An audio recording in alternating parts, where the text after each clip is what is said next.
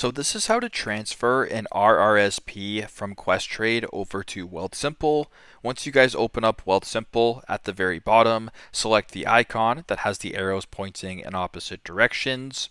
Once you're here, I want you to scroll down a little bit to where it says Accounts, and then select Transfer Account to Wealthsimple, and then press Get Started. Once you're here under Most Popular, Questrade should appear. So once you find it, for me it's at the top, select it. Now once you're on this page, you have the choice to sign in to Questrade through the app by pressing on Next, or you can go to the bottom and enter the information manually, which is what I will be doing in this example.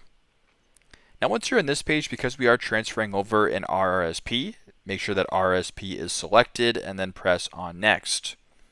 Then on this page, you can go ahead and add the details and whatever is being asked on the app in order to proceed with the transfer. So pretty simple, pretty straightforward. That is how to transfer an RRSP account over from Questrade to Wealthsimple. Thanks again for watching and hope this helps.